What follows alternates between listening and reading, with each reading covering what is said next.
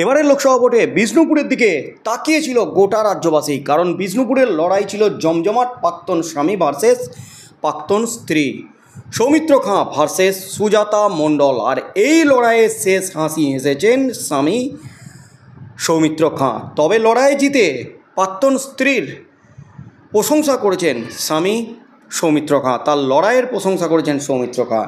এমনকি অভিষেক ব্যানার্জির প্রশংসা করেছেন সৌমিত্র খাঁ। তার সাথে সাথে বিজেপির নেতৃত্বকে কার্যত একেবারে ধুয়ে দিয়েছিলেন সৌমিত্র খাঁ। ক্ষোভে ফেটে পড়েছিলেন সৌমিত্র খাঁ। ভেবেছিলেন হয়তো মন্ত্রিত্ব পাবেন সৌমিত্র খাঁ, কিন্তু সে গুড়ে বালি, মন্ত্রিত্ব মিলল না সৌমিত্র খাঁয়ের। তবে মন্ত্রিত্ব না পাওয়ায় এবার কি বিজেপি ছাড়ছেন সৌমিত্র খাঁ? এবার কি পুরনো দলে ফিরছেন সৌমিত্র খাঁ? অবশেষে অবস্থান স্পষ্ট করে একেবারে চরম বার্তা দিয়ে দিলেন সৌমিত্র খাঁ নিজেই। এই মুহূর্তে সবচেয়ে বড় খবর, সুর চড়িয়েও মন্ত্রিত্ব মিলছে না, দলের বিরুদ্ধে ক্ষোভ উগড়ে দেওয়া সৌমিত্র একেবারে পাল্টি খেলেন মোদির শপথের পরপরই। লোকসভা ভোটে বিজেপির ভরাডুবির পরই দলীয় নেতৃত্বের বিরুদ্ধে সুর চড়িয়েছিলেন সৌমিত্র। প্রকাশ্যে প্রশংসা করেছিলেন তৃণমূলের সাধারণ সম্পাদক অভিষেক ব্যানার্জির। বিষ্ণুপুর থেকে এবারও নিজে জেতায় কেন্দ্রে নরেন্দ্র মোদীর নেতৃত্বাধীন এনডিএ সরকারের মন্ত্রিসভায় জায়গাও চেয়েছিলেন। এইসব ঘটনা প্রবাহের জেরেই রাজ্য রাজনীতিতে গুঞ্জন তৈরি হয়েছিল, মোদী সরকার মন্ত্রিত্ব না দিলে পুরনো দল তৃণমূলে কি ফিরে যেতে পারেন বিষ্ণুপুরের জয়ী সাংসদ বিজেপি প্রার্থী?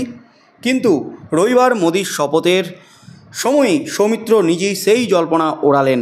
ফেসবুক পোস্টে জানিয়ে দিলেন তিনি বিজেপিতেই থাকবেন, মোদির নেতৃত্বে বিকশিত ভারতের স্বপ্ন পূরণের লক্ষ্যে কাজ করে যাবেন।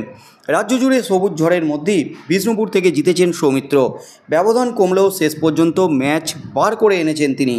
জয়ের পর থেকেই বিভিন্ন সাক্ষাৎকারে তাকে মন্ত্রিত্বের দাবি করতে দেখা গেছে। বলতে শোনা গেছে, আমি 3 বারের সাংসদ, মন্ত্রী হওয়ার দাবি রাখছি। সৌমিত্রর মন্তব্য নিয়ে ঘরে বাইরে বিতর্ক হয়। ভোটে বড়াডুবির পর দলীয় নেতার অমন মন্তব্যে অস্বস্তিতে পড়তে হয়েছে পদ্ম শিবিরকে। যদিও মোদির শপথের আগের দিন কার্যত সুর বদল করলেন সৌমিত্র। ফেসবুক পোস্টে তিনি দাবি করলেন, বিজেপিতে যোগদানের পর কিছু মানুষ তার বদনাম করার চেষ্টা করে যাচ্ছেন। এবারও মানুষকে বিভ্রান্ত করার চেষ্টা হয়েছে। তাদের উদ্দেশ্যে সৌমিত্রর বার্তা, যারা পর্দার আড়ালে থেকে এই খেলাটি খেলছেন তাদের জন্য আমি বলতে চাই যে সৌমিত্র খাঁ কখনোই বিক্রি হবে না এবং রক্তের শেষ বিন্দু পর্যন্ত বাংলার মানুষের জন্য লড়াই করে যাবে। সেই সঙ্গে তিনি লিখেছেন, আমি বিজেপির সঙ্গে রয়েছি এবং শ্রী নরেন্দ্র মোদীজির নেতৃত্বে মানুষের সেবা করতে থাকব, যাতে আমরা বিকশিত ভারতের স্বপ্ন পূরণ করতে পারি। সুর বদলালেও মন্ত্রী হচ্ছেন না সৌমিত্র। অন্তত এমনই কিন্তু খবর উঠে এসেছে। বাংলা থেকে 2 জন মন্ত্রী হয়েছেন। বিজেপি সূত্রে খবর, বালুরঘাটের সুকান্ত মজুমদার এবং বনগাঁয় জেতা শান্তনু ঠাকুর মন্ত্রী হচ্ছেন। যদিও সৌমিত্র ঘনিষ্ঠ মহলের দাবি, এখানে সুর বদলানোর কিছু নেই। সৌমিত্র দল নিয়ে খারাপ কিছু বলেননি, নেতৃত্বের একটি অংশের ভূমিকা নিয়ে প্রশ্ন তুলেছেন মাত্র। তা বাদ দিলে সৌমিত্র মোদিরই সৈনিক। দল যাতে ভালো ফল করে সৌমিত্র সেটাই চেয়ে এসেছেন। দল বদলের জল্পনার কোনো অর্থ নেই। 2014 সালে তৃণমূলের টিকিটে প্রথমবার সাংসদ হয়েছিলেন কংগ্রেসের প্রাক্তন বিধায়ক সৌমিত্র। দ্বিতীয়বার দলবদল করেও 2019 সালে সাংসদ হন বিষ্ণুপুর থেকে। এবার তৃণমূলের সুজাতা মণ্ডলকে হারিয়েছেন সৌমিত্র। সুজাতা সৌমিত্রর প্রাক্তন স্ত্রী। গতবার সৌমিত্রর 78,000-এর ব্যবধান কমে এবার 5,500-এ ঠেকেছে। ভোটের পর সৌমিত্র দাবি করেছিলেন এই জয় বিজেপির নয়, বরং আরএসএসের সৌজন্যে এসেছে। তার দাবি ছিল রাজ্য নেতৃত্বের গাফিলতির জন্যই বাংলায় দলের বিপর্যয় হয়েছে। রাজ্য বিজেপিতে এমন কোনো নেতা নেই যিনি ভোটে জিতে এসেছেন, সাংগঠনিক অভিজ্ঞতা রয়েছে, এমনও কেউ নেই। সেই সঙ্গে বিজেপির হারের কারণ বিশ্লেষণ করতে গিয়ে তিনি বলেন, লক্ষ্মীর ভাণ্ডার এবং সংখ্যালঘু ভোট তৃণমূলের জন্য কাজ করেছে। পাশাপাশি বিজেপিও রাজ্যে কোনো মহিলা মুখ তৈরি করতে পারেনি। সেই সঙ্গে সৌমিত্রর অভিযোগ ছিল রাজ্য বিজেপির উপরতলার কয়েকজন নেতা তৃণমূলের সঙ্গে একটা বোঝাপড়া করে থাকতে পারেন। সেটা না হলে আরও কয়েকটি আসন জিততে পারত বিজেপি। দিলীপ ঘোষের মতো নেতার আসন বদলে দেওয়াটাও ঠিক হয়নি বলেও তার মত। যদিও দিল্লির নেতাদের সাধুবাদ জানিয়েছিলেন তিনি। সৌমিত্র মুখে দলীয় নেতৃত্বকে আক্রমণ নতুন কিছু নয়, কখনো কখনো নাম করেও রাজ্য নেতাদের সমালোচনা করেছেন তিনি। তবে বুধবার সামগ্রিকভাবে রাজ্য নেতৃত্বের নিন্দা করলেও আলাদা করে কোনো নেতার নাম উল্লেখ করেননি সৌমিত্র।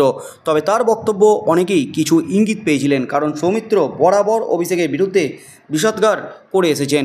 তার তৃণমূলে ফেরার জল্পনা শুরু হলেই তাকে বলতে শোনা গিয়েছিল, যেদিন অভিষেক বিজেপিতে যোগ দেবেন, সেদিন আমি তৃণমূলে ফেরার কথা ভাবব। ঘটনাচক্রে মঙ্গলবার ভোটের ফল প্রকাশের পরদিন সেই সৌমিত্রর মুখে অভিষেকের প্রশংসা শোনা গিয়েছিল। সৌমিত্র বলেছিলেন, অভিষেকরা একটা লোকসভার 2টো করে বিধানসভার টার্গেট নিয়েছিলেন। ভোটের প্রস্তুতির দিন থেকেই তৃণমূলের স্থানীয় কর্মীরা সতর্ক ছিল।